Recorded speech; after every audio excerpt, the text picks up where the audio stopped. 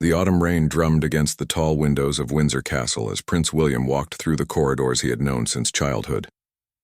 His footsteps echoed on the ancient stone floors, each step carrying the weight of unspoken fears that had been growing heavier with each passing day. The castle felt different now, quieter somehow, as if even the walls themselves were holding their breath. William had received the call from his private secretary just an hour earlier. His father, King Charles, wanted to see him urgently in the private study. There was something in the secretary's voice that made William's stomach tighten with worry. It wasn't the usual formal tone reserved for royal appointments, but something more personal, more human. As he approached the oak door of his father's study, William paused for a moment. Through the gap beneath the door, he could see the warm glow of the fireplace that Charles always kept burning during the colder months. The familiar smell of old books and his father's favorite tea drifted into the hallway, bringing back memories of countless conversations they had shared in that very room over the years. William knocked gently and heard his father's voice, weaker than usual, calling him to enter. When he stepped inside, he was struck by how small his father looked sitting behind the massive mahogany desk. King Charles, who had always seemed so strong and imposing, appeared fragile in the lamplight. His usually perfect posture was slightly hunched, and there were deep lines around his eyes that William didn't remember seeing before. "Please, sit down, William," Charles said, gesturing to the leather chair across from his desk. His voice carried a heaviness that immediately put William on edge. The fire crackled in the background, casting dancing shadows on the book-lined walls. William settled into the chair, studying his father's face carefully. "You wanted to see me, Father? Is everything all right?" The question hung in the air between them, though William already suspected the answer. Charles was quiet for a long moment, his fingers drumming slowly on the desk's surface. Outside, the rain continued its steady rhythm against the windows. Finally, he looked up and met his son's eyes. "The doctors came to see me this morning, William. We need to talk about some things." The words sent a chill down William's spine. Over the past few months, he had noticed changes in his father. Charles had been more tired during public engagements, had canceled several appointments, and had been spending more time with his doctors. The family had been told it was routine checkups, nothing more than the careful monitoring that came with age and the stress of royal duties. "What did they say?" William asked, though part of him didn't want to hear the answer.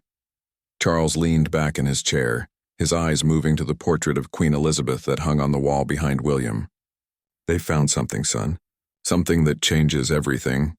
He paused, gathering his strength. "The cancer has spread more than we initially thought. The treatments aren't working as well as we hoped." William felt the world shift beneath him. The word cancer hit him like a physical blow, even though he had suspected something serious was wrong. His father had been battling the disease for months, but the family had been hopeful about his recovery. The doctors had been optimistic, the treatments were progressing, and Charles had been maintaining his royal duties with remarkable determination. "How long?" William managed to ask, his voice barely above a whisper. "They're not entirely certain," Charles replied honestly. "Perhaps months, maybe a year if we're fortunate." "But William, that's not why I asked you here tonight." William struggled to process what he was hearing. His father, the King of England, was dying. The man who had guided him through every major decision of his life, who had prepared him for the enormous responsibility that would one day be his, was facing his final chapter. Charles reached into his desk drawer and pulled out a worn leather journal that William recognized. It was the same journal his father had carried for decades, filled with his thoughts, observations, and plans for the monarchy. Charles had often mentioned it during their conversations about royal duty and the future of the crown. "There are things I need to tell you, William, things about our family, about the crown, and about choices that will need to be made," Charles said, placing his hand on the journal. "Some of these conversations will be difficult, but they're necessary." William nodded, trying to appear strong for his father's sake, even though his mind was reeling. "Whatever you need to tell me, I'm ready to listen," Charles smiled sadly. "I'm not sure anyone can ever be truly ready for what I need to share with you. But you're going to be king sooner than either of us expected, and there are secrets, William. Secrets that have been kept for the sake of the monarchy, for the stability of the realm." The fire popped loudly in the silence that followed, making both men glance toward the fireplace. William could feel his heart pounding in his chest. His father's words suggested something much deeper than a simple conversation about succession and royal duties. "What kind of secrets?" William asked, though he wasn't sure he wanted to know. Charles looked at his son with a mixture of love and profound sadness. "The kind that will change how you see everything, William. The kind that will test everything you believe about our family and our role in this country." As the rain continued to fall outside, father and son sat in the warm glow of the fire, both knowing that this conversation would mark the beginning of the end of one era and the challenging start of another. William could sense that whatever his father was about to reveal would reshape not only his understanding of the monarchy, but his entire world. The weight of the crown had never felt heavier, and William hadn't even worn it yet. Charles opened the leather journal with careful hands, his fingers tracing the worn edges of pages that held decades of thoughts and secrets. William watched his father's face in the firelight, noting how the shadows seemed to deepen the lines of worry and pain that had become more pronounced in recent months. "Before I tell you what you need to know, I want you to understand something," Charles began, his voice steady despite the gravity of his words. "Every decision I've made as king, every secret I've kept, has been for the protection of this institution and the people we serve. Sometimes protecting the crown means making choices that hurt the people we love most." William shifted in his chair, a growing unease settling in his stomach. His father's words carried an ominous weight that suggested revelations far beyond anything he had anticipated. "Father, whatever it is, we can face it together." Charles managed a weak smile. "That's exactly what your grandmother said to me when she shared these same burdens." "And what her father said to her?" "This knowledge passes from monarch to heir, William. It's a tradition as old as the crown itself." The king turned several pages in the journal before stopping at an entry dated nearly 30 years earlier. William could see his father's younger handwriting, neat and precise, filling the lined pages. Charles's finger rested on a particular passage as he looked up at his son. "Do you remember the summer when you were 12? When we spent those weeks at Balmoral and I seemed distracted, often disappearing for long phone calls?" Charles asked. William nodded slowly. "You said it was government business. Cabinet meetings and such." "It wasn't," Charles said quietly. "That was the summer I learned about Operation Blackbird." The name meant nothing to William, but the way his father spoke, it suggested something significant and troubling. Charles turned another page in the journal, revealing documents that had been carefully tucked between the pages. Official-looking papers with government seals and classified markings. Operation Blackbird was the intelligence program that began during your great-grandfather's reign, Charles explained. It involved the monarchy working directly with MI6 and other intelligence services to gather information on foreign dignitaries, political leaders, and even some of our own government officials. William felt his mouth go dry. "What kind of information?" "The kind that could destabilize governments, ruin reputations, or prevent wars," Charles replied. "The monarchy has always been more than a ceremonial institution, William. We've been active participants in protecting British interests, sometimes in ways that the public could never know." Charles pulled out a photograph from the journal, showing a younger version of himself shaking hands with a man William didn't recognize. This man was a Soviet diplomat in the 1980s. Officially, we met at a cultural exchange event. Unofficially, I was passing him information that helped prevent a potential nuclear incident during the Cold War. The revelation hit William like a wave. His understanding of the monarchy, of his father's role, of everything he thought he knew about royal duty, began to crumble and reshape itself. "You were a spy?" "Not exactly," Charles said. "But the crown has resources and access that our intelligence services need. We meet with world leaders in settings where traditional diplomats cannot. We have conversations that never appear in official records. Sometimes we learn things that could save lives or prevent conflicts." William stared at the photograph, trying to reconcile the image of his father as a ceremonial figurehead with this revelation of active intelligence work. "How many people know about this?" "Very few. The Prime Minister, the head of MI6, a select group of senior officials, and now you." Charles carefully returned the photograph to the journal. "But that's not the most difficult part of what I need to tell you." The fire crackled in the silence that followed, and William could hear his own heartbeat in his ears. If his father's involvement in intelligence operations wasn't the most difficult revelation, he couldn't imagine what could be worse. Charles turned to a more recent section of the journal, pages that looked as though they had been written in the past few years. The current government has been asking the monarchy to expand our role in these operations. They want us to use our position to influence international leaders, to gather economic intelligence to help shape global policy in ways that benefit Britain. And, William prompted, sensing there was more. I've been refusing, Charles said firmly. The requests have become more aggressive, more morally questionable. They're asking us to betray the trust of foreign leaders who consider us friends. They want us to use our relationships for purposes that go far beyond protecting Britain and venture into territory that I find ethically unacceptable. William could see the pain in his father's eyes as he spoke. The weight of these decisions, the burden of keeping such secrets, had clearly taken its toll over the years. The pressure has been intense, Charles continued. There have been subtle threats about the future of the monarchy, suggestions that our funding could be reconsidered, implications that our role in British society might need to be re-evaluated if we don't cooperate. The implications of what his father was saying began to sink in. William realized that his father hadn't just been battling cancer. He had been fighting a political war behind the scenes, trying to protect the integrity of the crown while facing pressure from his own government. What do they want me to do when I become king? William asked, though he suspected he already knew the answer. Charles closed the journal and looked directly at his son. They want you to be more cooperative than I've been. They believe a younger king might be more willing to adapt to what they call modern realities of international relations. William felt a surge of anger. They're trying to turn the monarchy into their personal intelligence agency. Essentially, yes, Charles agreed. And that brings me to the most important thing I need to tell you, William. In this journal, there's information that could bring down the current government. Evidence of illegal activities, corruption, abuse of power. I've been gathering it for years as insurance, as protection for the monarchy. The room seemed to grow colder despite the fire. William realized that his father wasn't just sharing family secrets. He was passing on what amounted to a nuclear weapon in the world of British politics. The question you'll face as king, Charles said softly, is whether to use that information to protect the crown's independence, or whether to find another way to resist their demands. Either choice will define your reign and possibly change the relationship between the monarchy and the government forever.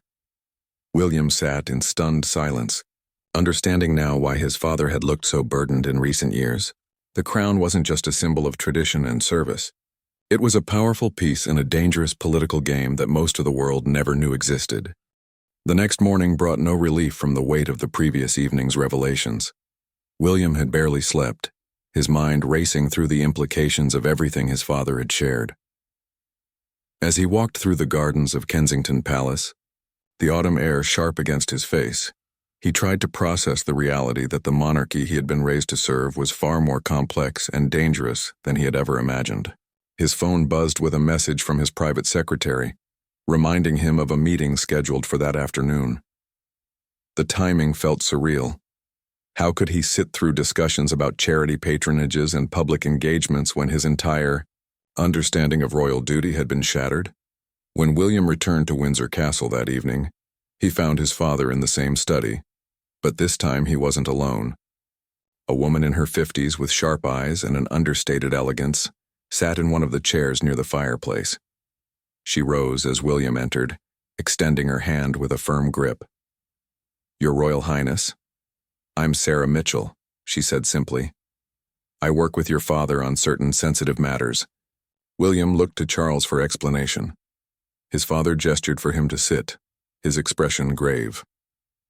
"Sarah heads a very discreet division within the Cabinet Office. She's been my primary contact for the operations I mentioned yesterday."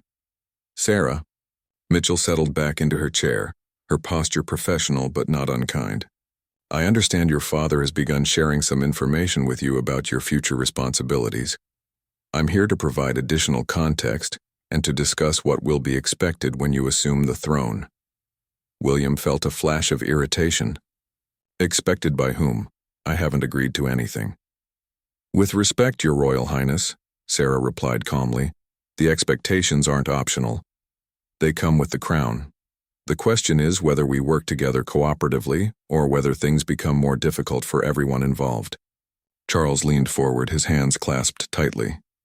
Sarah, I think you should explain to William exactly what kind of pressure has been applied in recent months. Sarah's expression shifted slightly, revealing what might have been discomfort. Your father has been uncooperative with several important initiatives. As a result, certain members of Parliament have begun questioning the cost of the royal family to the taxpayers.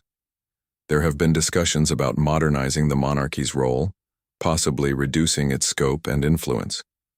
William felt his anger rising. You're threatening us. I'm explaining reality, Sarah replied. The monarchy exists at the pleasure of the people and their elected representatives. If the royal family cannot adapt to serve Britain's interests in a changing world, then perhaps it's time to reconsider the institution entirely. Charles spoke up, his voice carrying decades of experience with such conversations. What Sarah isn't telling you, William, is that the adaptations they're requesting would fundamentally compromise our neutrality and independence. They want us to become political actors, not constitutional monarchs. Sarah turned to face Charles directly. The world has changed, Your Majesty. Britain faces economic and security challenges that require every resource at our disposal. The royal family has unique access to world leaders, cultural influence, and international relationships that could be invaluable to our national interests. And what about our relationships with the Commonwealth nations? William asked. How do you think they'd react if they discovered the British monarchy was actively working as an intelligence asset? Carefully managed, they would never need to know, Sarah replied. The activities we're discussing would be completely separate from your public duties. Think of it as a parallel responsibility, like the way your father manages his environmental advocacy alongside his constitutional role. William exchanged a look with his father. The comparison was deeply offensive. Charles's environmental work was transparent and aligned with his personal values, not a secret intelligence operation serving political masters. Charles opened the journal again, turning to a section marked with a red ribbon. Sarah, I think William should see the Pemberton files. Sarah's composure cracked slightly. Your Majesty, those files were classified for very good reasons. And they illustrate perfectly why I've been refusing to cooperate, Charles replied firmly. He looked at William. The Pemberton files document an operation from 3 years ago, where the previous government asked me to use my relationship with the Crown Prince of a Middle Eastern nation to gather intelligence about their oil production capabilities. William waited for his father to continue, sensing that the story was about to take a darker turn. I agreed to the meeting, Charles said quietly. I trusted that the information would be used for legitimate policy purposes. What I didn't know was that certain individuals in the government were sharing that intelligence with private energy companies, allowing them to manipulate oil futures markets for enormous profits. Sarah shifted uncomfortably in her chair. That was an unfortunate situation with rogue actors. Security protocols have since been improved. The Crown Prince discovered the betrayal, Charles continued, ignoring Sarah's explanation. It destroyed a friendship that had taken decades to build and damaged Britain's relationship with a crucial ally. When I demanded answers, I was told that these things sometimes happen in intelligence work. William felt sick. The idea that his father's trust and relationships had been exploited for private profit was exactly the kind of corruption he had always believed the monarchy stood above. That's when I began documenting everything, Charles said, tapping the journal. Every request, every conversation, every piece of evidence that suggested the monarchy was being used for purposes beyond serving the nation's legitimate interests. Sarah stood up, her professional mask slipping to reveal something harder underneath. Your Majesty, I hope you understand that your documentation could be seen as a security risk. There are laws about the unauthorized retention of classified information. The threat was unmistakable, and William saw his father's jaw tighten. Are you suggesting that the King of England is committing treason by keeping records of how his office is being misused? I'm suggesting that cooperation serves everyone's interests, Sarah replied. Your son will be a fine king, but he'll need guidance as he learns his new responsibilities. We can provide that guidance, or he can learn through more difficult experiences. The room fell silent except for the crackling of the fire. William realized he was witnessing the kind of political maneuvering that most people never saw, the subtle threats and pressure tactics that operated behind the scenes of constitutional government. Finally, William spoke. "What exactly do you want from me when I become king?" Sarah smiled, but it didn't reach her eyes. "Simple cooperation. Attend the meetings we arrange. Share the conversations you have with world leaders. Occasionally facilitate introductions between our people and theirs. Nothing that would compromise your constitutional role." William looked at his father, seeing the pain and frustration that Charles had been carrying for years. He understood now why his father had seemed so burdened, why the weight of the crown had appeared to grow heavier with each passing month. "I need time to think about this," William said finally. "Of course," Sarah replied, gathering her papers, "but not too much time. Your father's condition means these decisions will need to be made sooner rather than later." After Sarah left, father and son sat in silence for a long while, both understanding that the conversation had changed everything between them and the government they served. 3 weeks had passed since Sarah Mitchell's visit, and William found himself living in a state of constant tension. Every public appearance felt different now, colored by the knowledge of the hidden pressures and expectations that surrounded the monarchy. During a recent visit to a children's hospital, he had caught himself wondering if the politicians, watching from the sidelines, were evaluating his usefulness for their covert purposes. The call came on a Tuesday morning while William was reviewing briefing papers for an upcoming Commonwealth meeting. His father's private secretary's voice was strained with barely controlled panic. "Your Royal Highness, you need to come to Windsor immediately. His Majesty has taken a turn for the worse." William's blood turned to ice. He had known this call would come eventually, but the reality of it hit him like a physical blow. Within an hour, he was racing through the gates of Windsor Castle, his mind filled with regrets about conversations left unfinished and time that had slipped away too quickly. He found his father in the royal apartments, not in his usual study, but in the bedroom where he had been confined for the past few days. Charles looked smaller than ever against the large 4-poster bed, his face pale but his eyes still alert. Several doctors moved quietly around the room, their expressions grave. "William," Charles said weakly, extending his hand, "I'm glad you're here. We need to finish our conversation." William took his father's hand, surprised by how cold it felt. "Father, you should rest. We can talk later." "No," Charles said with more strength than William expected. "There isn't going to be a later.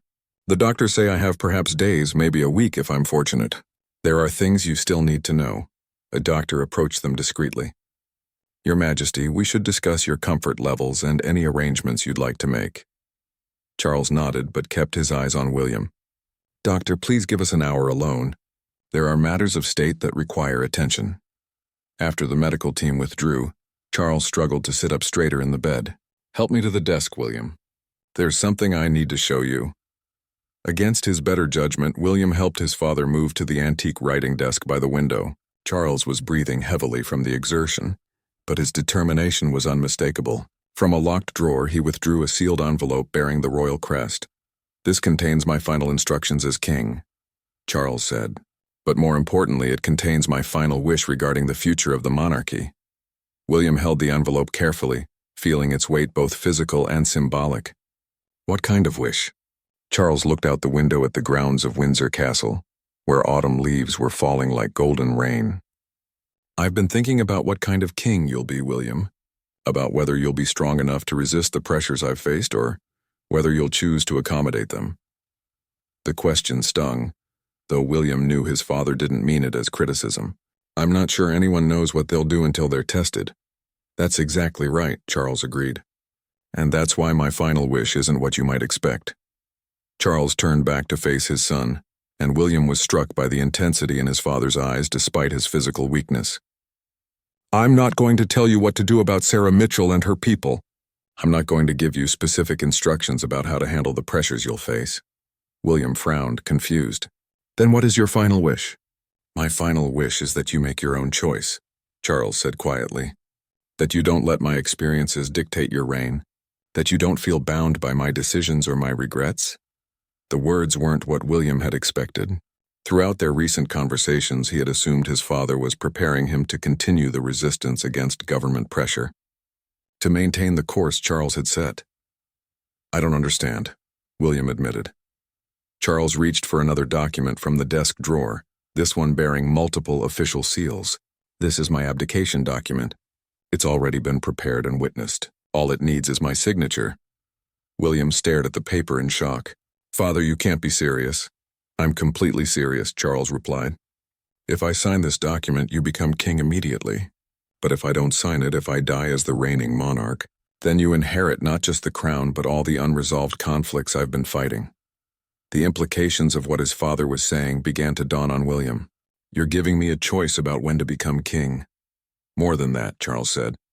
I'm giving you the freedom to decide what kind of king you want to be, without the weight of my battles on your shoulders. If I abdicate, you can start fresh. You can negotiate your own relationship with the government, set your own boundaries, make your own compromises, or take your own stands. William felt overwhelmed by the magnitude of the decision his father was placing before him. But if you die as king, then I inherit your conflicts whether I want them or not. Exactly, Charles confirmed. The government knows about my resistance, about the information I've gathered, about my refusal to cooperate. If I die on the throne, they'll assume you're either continuing my policies or you're vulnerable to pressure because of your grief and inexperience. William walked to the window, looking out at the same view his father had been contemplating. The weight of the choice felt crushing. Either path would fundamentally shape his reign and determine the future relationship between the monarchy and the government. What do you think I should do? William asked finally. Charles smiled weakly. That's exactly the wrong question, son. What I think doesn't matter anymore. What matters is what you believe is right for the country, for the monarchy, and for yourself. William turned back to his father, seeing him clearly for perhaps the first time in weeks. Charles wasn't just a dying king passing on his burdens. He was a father trying to give his son the greatest gift possible, the freedom to choose his own destiny. The envelope contains more detailed explanations of both options, Charles said. But William, whatever you decide, know that I'm proud of the man you've become. You have the strength and integrity to be a great king, regardless of which path you choose. William felt tears threatening for the first time since this ordeal began. The conversation wasn't what he had expected, but it was exactly what he needed. His father wasn't trying to control his future. He was trying to liberate it. How long do I have to decide? William asked. Charles looked toward the door where the doctors waited patiently. The doctors say I'm stable for now, but that could change quickly. If you want me to abdicate, it should probably happen within the next day or two. If you choose the other path. He didn't need to finish the sentence. William nodded, understanding that he was facing the most important decision of his life. The choice would determine not just when he became king, but what kind of king he would be and how he would navigate the treacherous waters of modern constitutional monarchy. As the afternoon sun streamed through the windows of Windsor Castle, father and son sat together in contemplative silence, both knowing that the next 24 hours would change the course of British history. William spent the night walking through the corridors of Windsor Castle, unable to sleep as his father's words echoed in his mind. The envelope containing Charles's final instructions remained unopened on his bedside table, its presence both comforting and terrifying. Every time he looked at it, he felt the weight of the impossible choice before him. As dawn broke over the castle grounds, William found himself in the Long Walk, the tree-lined avenue that stretched toward the castle from the great park. The morning mist clung to the grass, and the silence was broken only by the distant sound of early morning traffic on the roads beyond the royal estate. His phone rang, startling him from his thoughts. Catherine's voice, warm with concern, filled the silence. "How is your father this morning?" she asked gently. William realized he hadn't spoken to his wife since arriving at Windsor the previous day. In the crisis, he had forgotten to keep her informed about the gravity of the situation. He's dying, Catherine," William said, the words feeling strange and final as he spoke them aloud for the first time. "The doctors think he has perhaps a few days." The silence on the other end of the line was heavy with shared grief. Catherine had grown to love Charles deeply over the years, and William knew this news would devastate her. "I'm coming to Windsor," she said without hesitation. "The children should see their grandfather." William felt a pang of guilt. In all his focus on the political implications of his father's death, he had almost forgotten that his children were losing their beloved grandfather. George, Charlotte, and Louis had spent countless hours with Charles, listening to his stories about the history of the monarchy and learning about their future responsibilities. Catherine, There's something else, William said. Something complicated about the succession. I can't explain over the phone, but my father has given me a choice to make, and I don't know what's right. Whatever it is, we'll face it together, Catherine replied immediately. That's what marriage means, especially in our family. After ending the call, William returned to the castle to find his father awake and asking for him. Charles looked even weaker than the night before, but his eyes were still clear and focused. Have you decided?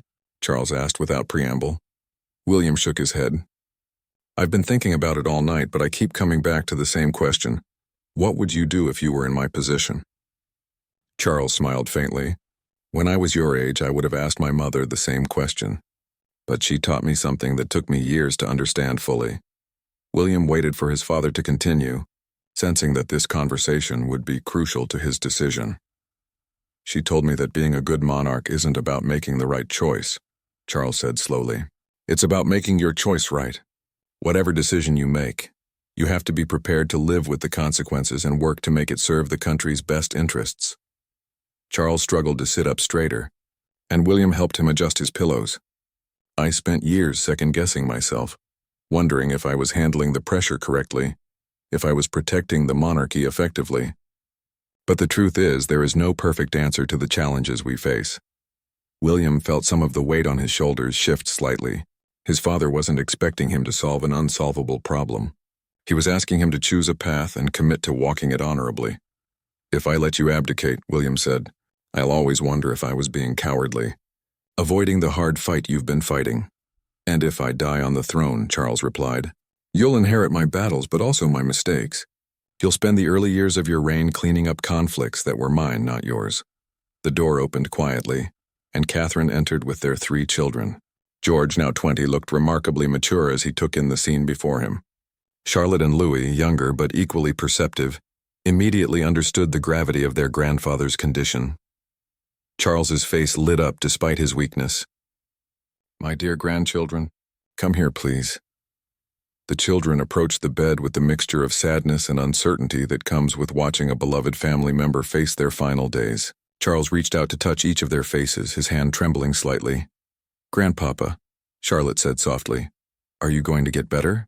Charles looked at William, silently asking permission to be honest with the children. William nodded, knowing that they deserved the truth. No, my darling, Charles said gently. I'm going to go and be with great-grandmama soon. But before I do, I want you to know how proud I am of all of you. Louis, the youngest, climbed carefully onto the bed and curled up next to his grandfather. Will you still be the king in heaven? Charles laughed softly, the sound carrying both joy and sorrow. I don't think they have kings in heaven, Louis, but your father will be the king here, and he'll take very good care of everyone. William watched his children with their grandfather and felt a clarity that had been missing from his deliberations. This wasn't just about political maneuvering or constitutional principles. It was about family, legacy, and the kind of world he wanted to leave for his children. After the children had spent time with Charles and been taken to another room by Catherine, William turned to his father with a resolve he hadn't felt before. I've made my decision, William said. Charles looked at him expectantly, but without pressure or judgment. I want you to die as king, William said firmly. Not because I'm afraid of the responsibility, but because I believe the monarchy is stronger when it maintains continuity. If you abdicate under pressure, it sets a precedent that future governments might exploit. Charles nodded slowly. And you're prepared for the conflicts you'll inherit? I'm prepared to handle them differently than you did, William replied. Not better or worse, just differently. I'll find my own way to balance the competing demands to protect the crown's independence while serving the country's interests. Charles reached for the abdication document and with deliberate care tore it in half. Then it settled. You'll become king when God calls me home, not before. William felt a mixture of relief and apprehension. The decision was made, but the real challenges lay ahead. Father, there's one more thing I need to know. What did you mean when you said you had information that could bring down the government? Charles gestured toward the journal that had become the repository of so many secrets. Evidence of corruption, illegal surveillance, abuse of power. Enough to create a constitutional crisis if it were ever made public. What do you want me to do with it? Charles considered the question for a long moment. That will be your decision to make as king. But William, remember that power unused is sometimes more effective than power exercised. The government's knowledge that you possess such information might be more valuable than actually revealing it. As the afternoon wore on, William felt the weight of his coming responsibilities. The call came at 4:17 in the morning, 3 days after William had made his decision about the succession. He had been sleeping fitfully in the guest quarters at Windsor Castle, staying close to his father during what everyone knew would be the final days. The voice of the night nurse was gentle but carried the weight of inevitable news. "Your Royal Highness, you should come quickly." William dressed hastily and made his way through the dimly lit corridors to his father's room. Charles was awake but breathing with obvious difficulty. The doctor on duty met William at the door, his expression conveying what words couldn't. "It's time, sir," the doctor said quietly. "Perhaps an hour, maybe less." William entered the room where his father lay, surrounded by the quiet efficiency of the medical team. Charles turned his head slightly when he heard William's footsteps, managing a weak smile. "I hoped you'd be here," Charles whispered, his voice barely audible. William took his father's hand, surprised by how light it felt, as if Charles was already beginning to slip away from the physical world. "I'm here, Father. I'm not going anywhere." Catherine arrived within minutes, having been staying in London with the children. She kissed Charles gently on the forehead and took her place on the other side of the bed. The three of them sat in companionable silence as the first hints of dawn began to filter through the windows. "William," Charles said suddenly, his voice gaining strength from somewhere deep within. "There's one final thing. In the locked drawer of my desk, there's a letter addressed to Sarah Mitchell and her superiors. I wrote it yesterday." William squeezed his father's hand. "What does it say?" Charles's eyes flickered with something that might have been amusement. "It explains that all the information I've gathered over the years has been placed in a secure location, with instructions for its release if anything suspicious happens to the royal family or if pressure is applied to the new king during his first year on the throne." William felt a mixture of admiration and concern. Even in his final hours, his father was still protecting the monarchy and trying to give his son space to establish his own relationship with the government. "Is that true?" William asked. "About the secure location?" "Partially," Charles admitted. "The information exists and it is secure. But the instructions for its release are more nuanced than the letter suggests. You'll find the real arrangements explained in my journal." As the morning progressed, other family members began arriving. The Archbishop of Canterbury came to offer final prayers and spiritual comfort. The Prime Minister sent his private secretary to convey his condolences and to discreetly inquire about arrangements for the transition of power. Charles drifted in and out of consciousness throughout the morning, but during his lucid moments he seemed remarkably peaceful. At one point he asked William to read to him from a book of poetry that had belonged to Queen Elizabeth. William's voice wavered as he read verses about duty, service, and the eternal nature of love. Around midday, Charles opened his eyes and looked directly at William with startling clarity. "You're going to be a wonderful king," he said with surprising strength. "Trust yourself, trust Catherine, and remember that the crown serves the people, not the other way around." William felt tears running down his cheeks. "I love you, Father. Thank you for everything you've taught me." Charles smiled, the expression transforming his gaunt features. "I love you too, son. Take care of the children. Help them understand that service is a privilege, not a burden." Those were the last coherent words Charles spoke. He slipped into unconsciousness shortly after, his breathing becoming shallower and more irregular. William and Catherine maintained their vigil, holding his hands and speaking softly about memories of happier times. At 3:42 in the afternoon, with the autumn sun streaming through the windows of Windsor Castle, King Charles III drew his final breath. The transition was so peaceful that for a moment, William wasn't certain it had happened. The doctor stepped forward to confirm what everyone in the room already knew. "The king is dead," the doctor said formally, then turned to William with a slight bow. "Long live the king." The words hit William like a physical force.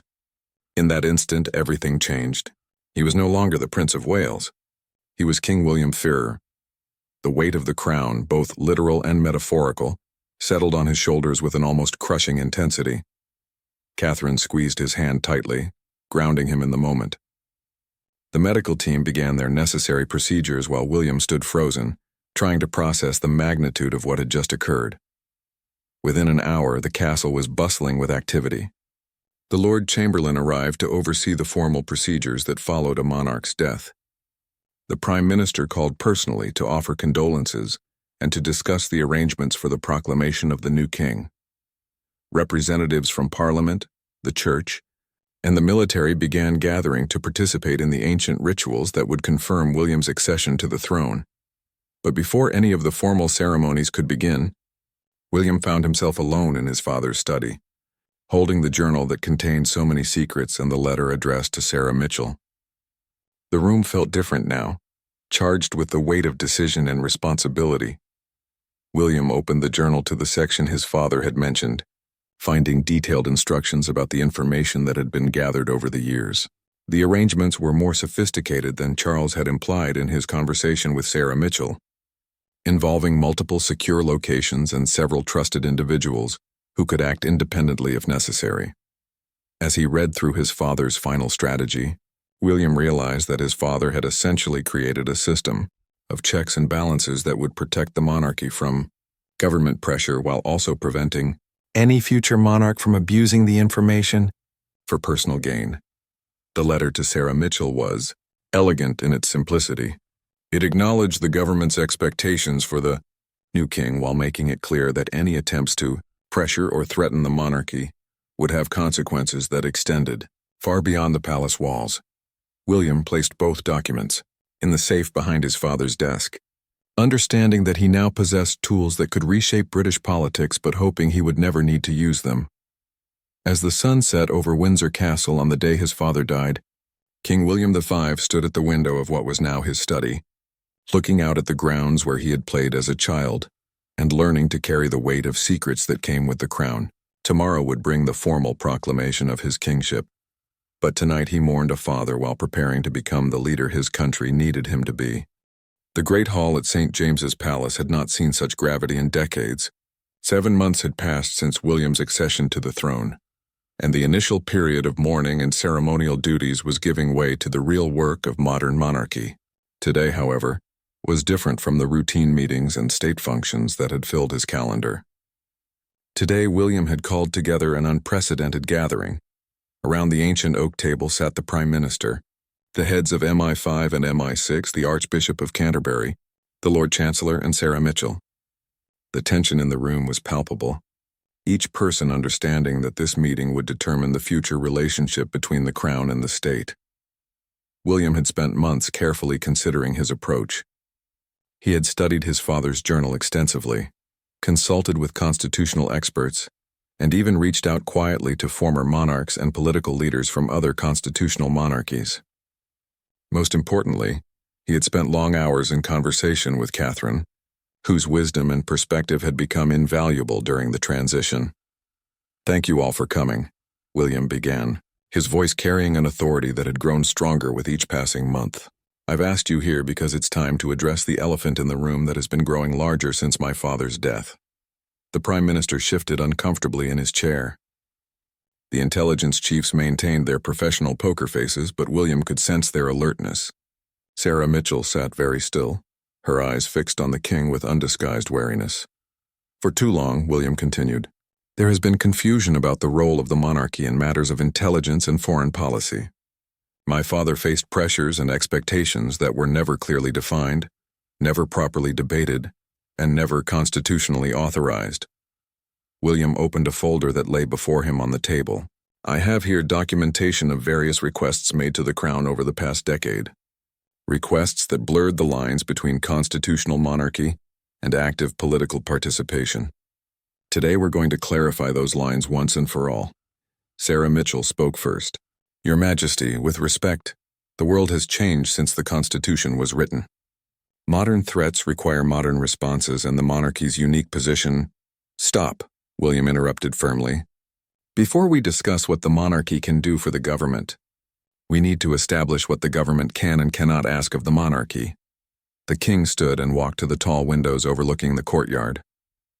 "I've spent months reviewing the precedents, studying the law, and consulting with experts. What I've discovered is that many of the requests made to my father existed in a legal gray area that served no one well." William turned back to face the assembled group. Therefore, I am today establishing new protocols that will govern any future collaboration between the Crown and the security services." He returned to his seat and withdrew a bound document from his folder. "These protocols have been reviewed by leading constitutional lawyers and will be deposited with Parliament. They establish clear boundaries, proper oversight, and legal protections for all parties involved." The Prime Minister leaned forward. "Your Majesty, surely such matters should be discussed with the government before being formalized." William's expression remained neutral but firm. The Crown's constitutional independence requires that these boundaries be established by the monarchy itself, then communicated to the government. This is not a negotiation. It is a clarification of existing constitutional principles. Sarah Mitchell's mask finally slipped, revealing frustration and something approaching anger. "Your Majesty, I hope you understand the implications of limiting the monarchy's cooperation with legitimate security concerns." "I understand perfectly," William replied, "which is why these protocols don't eliminate cooperation. They regulate it. The monarchy will continue to serve Britain's interests, but within clearly defined legal and ethical parameters." William handed copies of the document to each person present. "You'll find that these protocols actually expand cooperation in some areas while restricting it in others. For example, the monarchy will continue to facilitate diplomatic contacts and share relevant observations from state visits. However, we will no longer participate in operations that involve deception of foreign leaders or the gathering of economic intelligence for private benefit." The intelligence chiefs began reviewing the document, their expressions suggesting professional interest rather than resistance. They, unlike the politicians, seemed to appreciate having clear guidelines to work within. "There's one more matter to address," William said, his tone becoming more serious. "My father left behind certain information that some of you are aware of. Information about past operations and decisions that could be embarrassing to various parties." The room fell completely silent. This was the moment everyone had been anticipating and dreading. "I have reviewed all of this information carefully," William continued. "Some of it documents activities that crossed ethical lines. Some of it reveals decisions that prioritized political interests over national interests. And some of it simply shows how good people can make questionable choices when operating without clear guidelines." William paused, letting his words sink in. "I have decided that this information will remain secure and private, provided that the new protocols I'm establishing today are respected and followed." Sarah Mitchell's relief was visible, though she tried to hide it. "Your Majesty, that is very generous." "It's not generosity," William cut her off. "It's practical governance. Exposing past mistakes would serve no constructive purpose, but establishing clear boundaries for future behavior serves everyone's interests." The Prime Minister found his voice. "And if these protocols are challenged in the future?" William's expression hardened slightly. "Then the information my father gathered will become relevant again. The monarchy will protect itself and its constitutional role by whatever means necessary." The Archbishop of Canterbury, who had remained silent throughout the meeting, finally spoke. "Your Majesty, these seem like wise and measured boundaries. They protect both the Crown's integrity and the nation's legitimate security interests." William nodded gratefully toward the Archbishop. "That is exactly the balance I hope to achieve." The meeting continued for another hour, with detailed discussions about implementation and oversight. By the end, even Sarah Mitchell seemed to grudgingly accept that the new arrangements might actually work better than the previous informal system. As the participants filed out of the Great Hall, William remained behind with Catherine, who had been quietly observing from a side chamber. She joined him at the window, looking out at the London skyline. "How do you feel?" Catherine asked softly. William considered the question carefully. "Like I finally understand what my father meant about making your choice right rather than making the right choice." "Do you think it will work?" "I think it's the best solution available," William replied. "I've established boundaries without burning bridges. I've protected the monarchy's independence without compromising national security. And I've honored my father's legacy while charting my own course." Catherine smiled and took his hand. "Your father would be proud." William thought about the journal that now sat in his own safe, its secrets secure but its lessons learned. "I hope so. But more importantly, I think I can live with the choices I've made." As the afternoon sun cast long shadows across the great hall, King William V stood with his wife, looking toward a future where the monarchy could serve its ancient role while adapting to modern realities. The conversation that had begun with his father's deathbed revelations had finally reached its conclusion, not with dramatic confrontations or explosive revelations, but with the careful establishment of boundaries that would protect both crown and country for generations to come. The silence his father's final wish had created in that room 7 months ago had finally been broken, replaced by a new understanding that would define his reign and preserve the constitutional balance that made British democracy possible.